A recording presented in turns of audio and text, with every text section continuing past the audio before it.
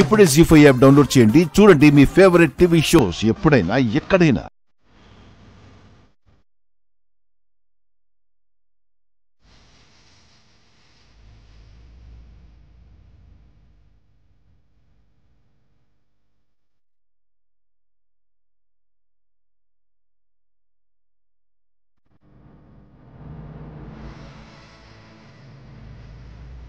ఏమైంది శ్వేత?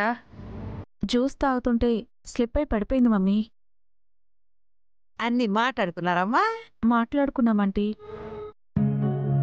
రాజుని పెళ్లి చేసుకోవడానికి నాకెలాంటి అభ్యంతరం లేదు.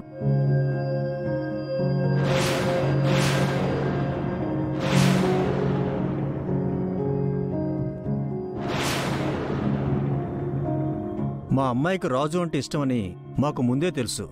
అంతేకాకుండా మా మాట జవదాటే అమ్మాయి కూడా కాదు. మా ఫ్యామిలీ అంతా ఒకరి ఇష్టాలకు ఒకరు రెస్పెక్ట్ ఇస్తాం. గొప్ప కుటుంబం. ఇంతకీ మీ అబ్బాయి అభిప్రాయం చెప్పలేదు?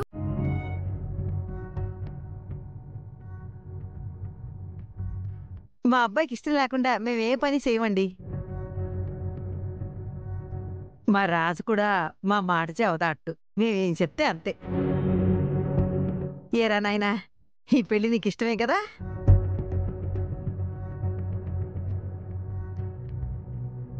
నాయనా రాజు, చెప్పాను కదా, రాజు ఇష్టం తెలుసుకున్నాక మీకు కబురు పెట్టాం.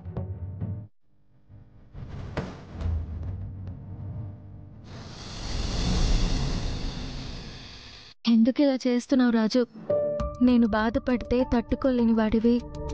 ఇప్పుడు నువ్వే బాధ పెడుతున్నావా రాజు? నీ పెళ్ళాన్ని నేను బతికుండగానే నువ్వు ఇంకొకరిని పెళ్లి చేసుకునేందుకు సిద్ధమయ్యావా రాజు? అంటే నేను చనిపోయినా నీకు బాధ ఉండదా రాజు? ఏం జరుగుతుంది దీపక్? నాకు అదే అర్థం కావట్లేదు మమ్మీ. శుభం చెల్లెమ్మ, ఒక మంచి రోజు చూసుకుని తాంబూలాలు మార్చుకుందాం. అలాగే అన్నయ్య. బావగారు కనీసం నోరు కూడా తెరవట్లేదు.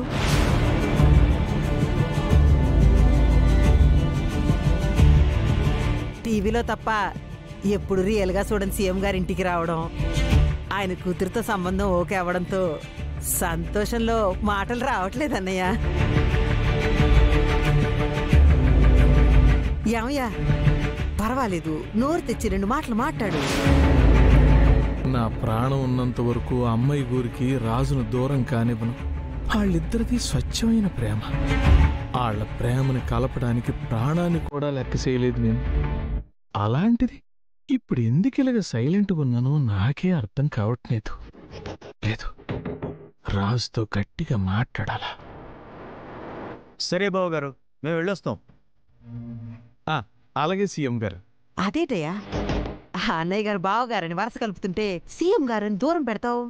సీఎం గారిని బావగారు అని అంత సులువుగా పిలవలేం కదా. నా బావగారు ఎప్పటికీ పెద్ద గురే, నా కోడలు ఎప్పటికీ అమ్మాయి గురే. సరే బావగారు, వెళ్ళొస్తాం. మంచిది.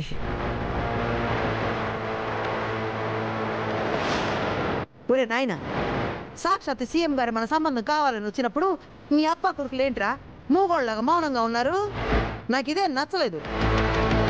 అయినా నువ్వు ఇంకా సూర్యప్రతాప్ పూర్తి మీద మనసు పెట్టుకుని ఉన్నావేమో. అదంతా నేను ప్రాణాలతో ఉండే వరకు జరగదు.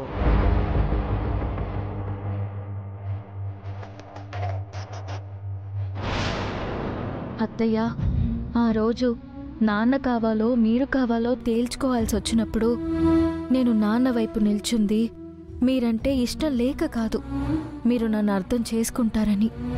కానీ మీరింత అపార్థం చేసుకుంటారని అనుకోలేదు. నాకు రాజన్న మీరన్నా ప్రాణం అత్తయ్య. దయచేసి మమ్మల్ని విడదీయకండి అత్తయ్య. ముచ్చలు, ఆడి దగ్గర ఏమీ లేనప్పుడే ఆడికి నచ్చినట్టు బతికాడు. కానీ ఇప్పుడు కోట్లున్నా ఆడి మనసును చంపుకొని బతకాల్సి వస్తుంది. ఆడికి నచ్చినట్టు బతకనిద్దామే ముచ్చలు. వాళ్ళ అవమానించింది ఇంకా నా కళ్ళ ముందే కదలాడుతుందయ్యా. నేను కూడా వాళ్ళని అలాగే అవమానించాలి. వాళ్ళందరూ రాజు కావాలి రాజు కావాలంటూ రావాలి.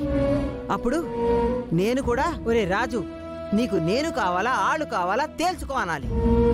అప్పుడు నా బిడ్డ నా వైపు రావాలి. ఇది జరిగినప్పుడు మనం పడిన బాధ వాళ్ళకి తెలుస్తుంది.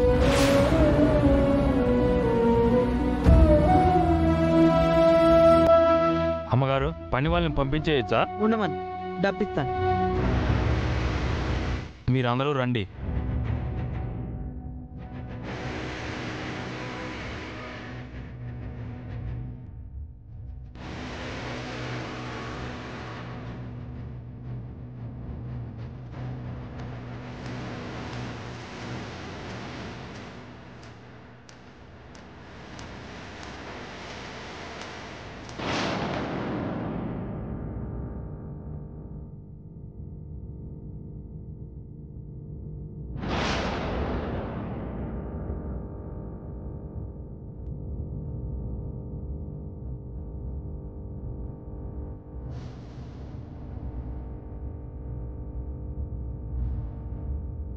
ఏ అమ్మాయి,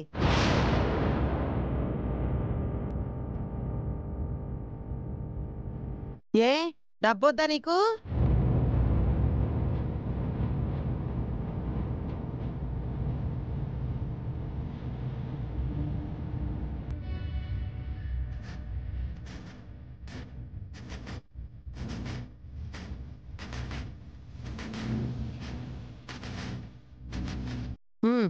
తీసుకో అమ్మాయి.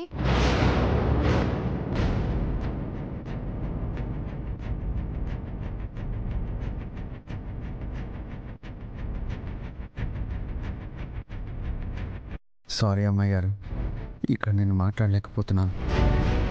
టైం చూసుకుని మీతో మాట్లాడతాను.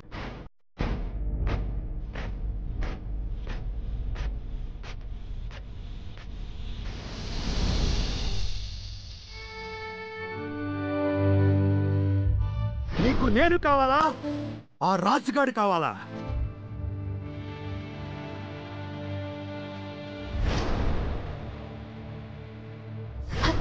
ఆగో!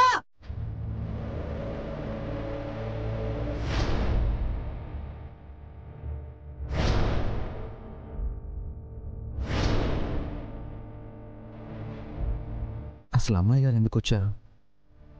పని మనిషిగా రావాల్సిన అవసరం అమ్మాయి గారికి ఏంటి?